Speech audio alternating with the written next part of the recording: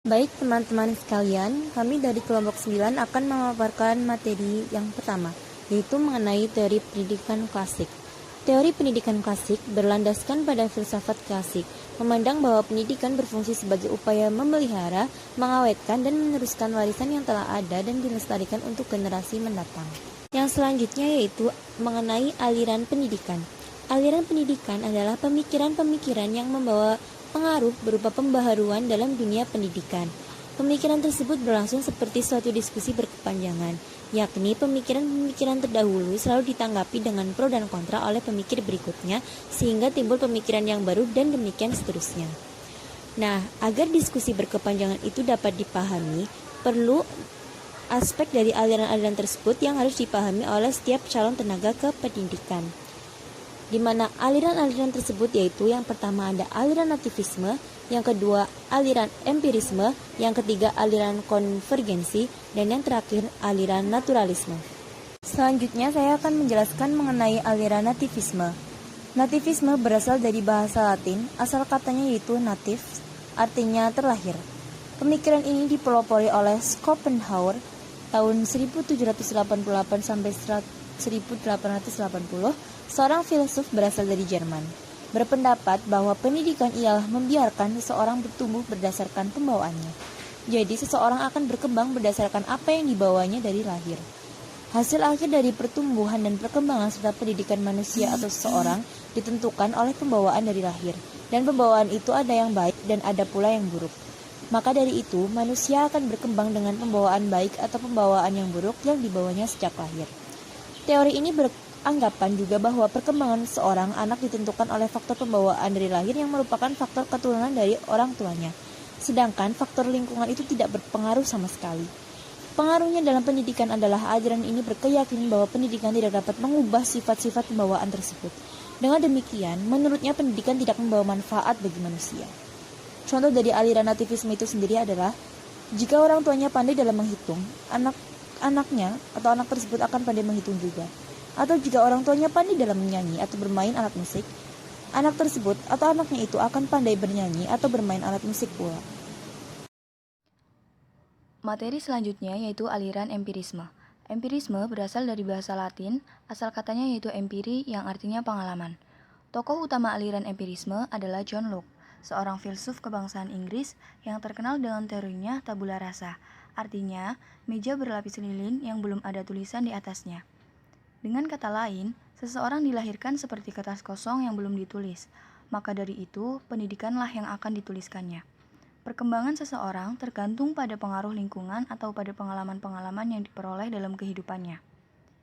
Teori empirisme ini beranggapan bahwa segala pengetahuan, keterampilan, dan sikap manusia dalam perkembangannya ditentukan oleh pengalaman nyata melalui alat inderanya, baik secara langsung berinteraksi dengan dunia luarnya maupun dengan proses pengolahan dalam diri dari apa yang didapatkan secara langsung.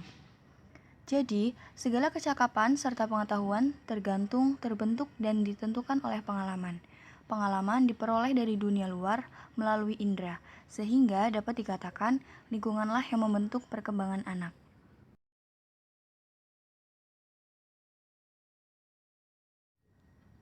Menurut aliran empirisme ini, pendidikan memegang peranan yang sangat penting, karena pendidikan dapat menyediakan lingkungan pendidikan kepada anak dan akan diterima oleh anak sebagai pengalaman-pengalamannya. Menurut konsep empirisme ini, pendidikan dibuat dalam membentuk peserta didik menjadi apa yang diinginkan. Pendidikan dapat berbuat sekehendak hatinya, seperti pemahat patung yang memahat patungnya dari kayu, batu, atau bahan lainnya menurut sesuka hatinya.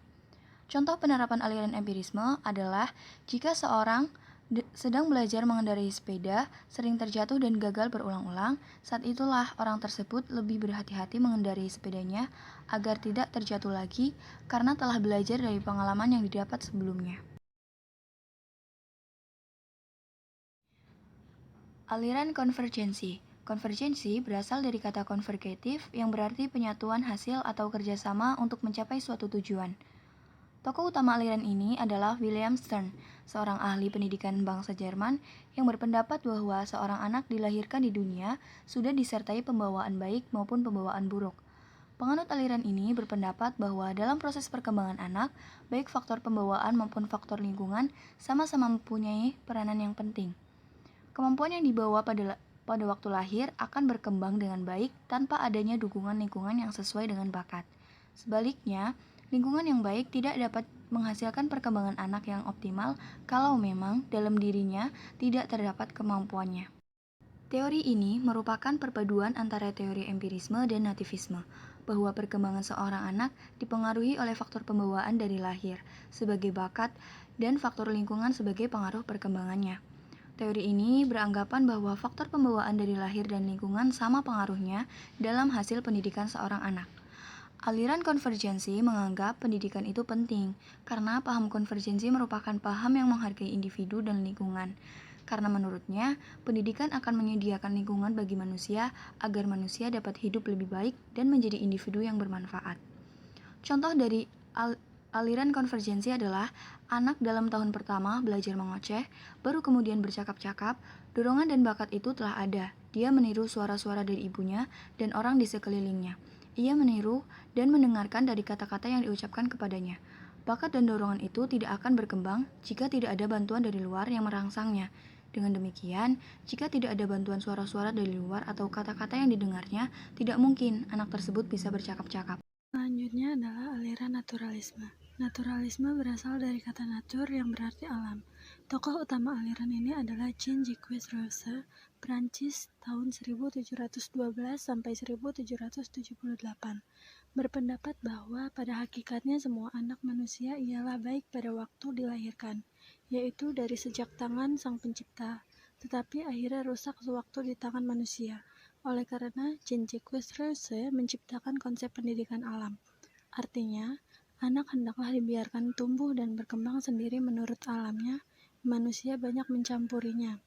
Teori ini disebut sebagai negativisme karena beranggapan bahwa seorang anak dilahirkan dengan pembawaan yang baik. Namun, pembawaan yang baik ini dapat rusak karena dipengaruhi oleh faktor lingkungan, sehingga pendidik diharapkan dapat menyediakan lingkungan belajar yang menyenangkan dan mampu mendorong keberanian anak didik ke arah pandangan yang positif.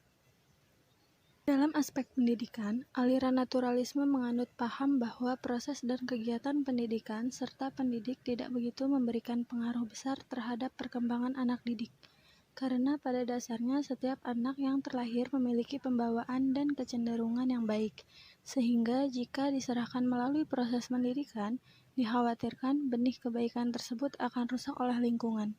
Sebagai contoh penerapannya dalam pendidikan yaitu, program pendidikan di sekolah harus disesuaikan dengan bakat dan minat dengan menyediakan lingkungan belajar yang berorientasi pada pola belajar anak didik. Anak didik diberi kesempatan untuk menciptakan lingkungan belajarnya sendiri. Perbedaan antara nativisme, empirisme, konvergensi, dan naturalisme. Pertama, teori nativisme menganggap bahwa perkembangan anak dipengaruhi oleh keturunan atau bakat dari lahir yaitu pembawaan baik dan buruk. Kedua, teori empirisme mengatakan bahwa perkembangan anak dipengaruhi oleh faktor lingkungan. Ketiga, teori konvergensi merupakan perpaduan antara teori nativisme dan empirisme. Dan yang terakhir adalah teori naturalisme, hampir sama dengan teori nativisme.